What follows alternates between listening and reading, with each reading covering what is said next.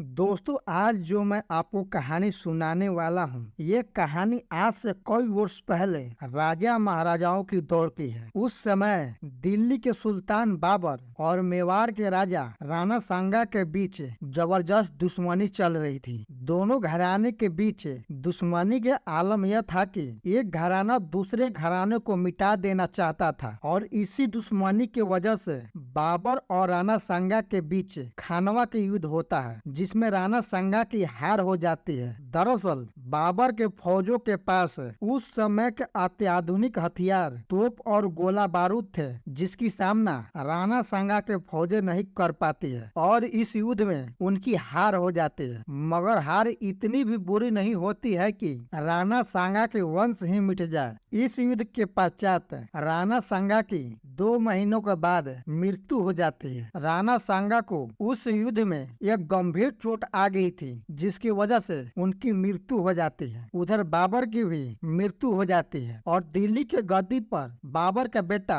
हुमायूं बैठता है। इधर राणा सांगा के मृत्यु हो जाने की वजह से मेवाड़ की गद्दी खाली था, इसलिए विधवा रानी कर्णावती अपने बड़े बेटे विक्रमजीत को गद्दी पर बैठाकर मेवाड़ के शासन को संभालती हैं। रानी कर्णावती एक कुशल शासक थी। हालांकि उनका बड़ा बेटा विक्रमजीत अभी काफी छोटा था, जो राजपाट को नहीं संभाल सकता था। इसलिए माता कर्णावती ने अपने बेटों को गद्दी पर बैठाकर राजकाज को खुद संभालती हैं। उनकी राजकाल में मेवाड़ का काफी विकास होता है। हर कोई ऐसी योग्य रानी पाकर बहुत खुश था। रानी कर्णावती ने मेवाड़ को लोगों को राणा सांगा की कमी कभी भी महसूस नहीं होने दी और ऐसे ही धीरे धीरे समय गुजरता जाता है। और आगे जो मैं आपको कहानी बताने वाला हूँ, इससे आप हिंदू धर्म में राखी के पर्व मनाए जाने वाले त्योहार की महत्व समझेंगे और गौर करेंगे कि सच में भाई बहनों का प्यार क्या होता है। इसी बीच एक ऐसी घटना घटती है जिससे मेवाड़ के राजघराने पर खतरा मंडराने लगता है। दरअसल गुजरात के शासक बहादुर शाह जफर राणा सांगा के मारे जाने के बाद मेवाड़ को कब्जा करने के लिए उस पर हमला करने चल देता है। इस समय मेवाड़ के शासक राणा विक्रमजीत सिंह अभी बाल अवस्था में थे, मगर उन्होंने बहादुरी दिखाते हुए बहादुर शाह जफर से लड़ने का फैसला किया और इनके बीच जबरदस्त युद्ध होता है। मगर पहली लड़ाई में विक्रमजीत सिंह को युद्ध के मैदान से पीछे हटना पड़ता है और मेवाड़ की स्थिति यह थी कि बहादुर शाह जफर अपनी बड़ी सेना के साथ मेवाड़ पर कभी भी कब्जा कर सकता था। तब रानी कर्णावती ने अपने आसपास के राजपूत राजाओं से राखी भेजकर मदद मांगती है, जिस पर कई राजपूत राजा अपनी बहन की रक्षा करने के लिए मेवाड़ में पहुंच जाते हैं। मगर अभी भी इनकी सेना की संख्या इतनी नहीं थी कि बहादुर शाह जफर के सेना के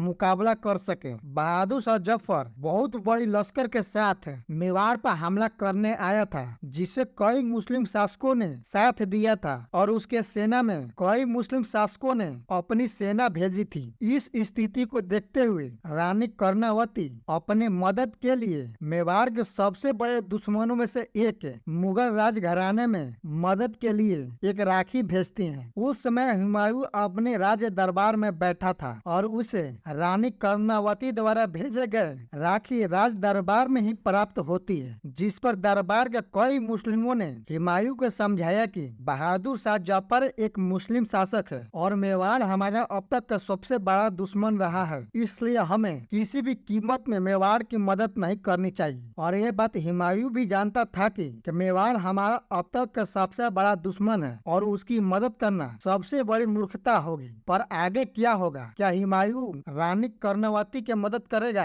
या छोड़ देगा उन्हें यूं ही मरने के लिए? इधर बहादुर शाह जफर अपनी बड़ी लश्कर के साथ मेवाड़ पर हमला कर देता है और एक एक किले के जीते हुए महारानी कर्णावती के किले में अब वो पहुंचने वाला था। इससे पहले वो किला में पहुंचता महारानी कर्णावती अपने दोनों बच्चे को अपनी एक दासी पन्ना के साथ कहीं दूसरे सुरक्षित जगह पे भेज देती हैं और खुद हजारों रानियों के साथ अग्नि में जलकर भस्म हो जाते हैं। उस समय इस तरह के घटना को जौहर कहा जाता था। रानी ने आग में जलकर भस्म होना पसंद किया, मगर वो बहादुर शाह जफर के हाथ कभी नहीं आए। उधर हुमायूं अपने सरदारों को लाख भड़काने के बावजूद तुरंत रानी के मदद करने का फैसला करता है, मगर उसे मेवाड़ पहुंचते पहुंचते इतनी देर हो जाती है कि मेवाड़ में जौहर के घटना घट चुका था। और जब यह बात हुमायूं को पता चलती है तो वह अंदर ही अंदर शर्मिंदा होने लगता है। एक बहन ने मुझे इतनी प्यार से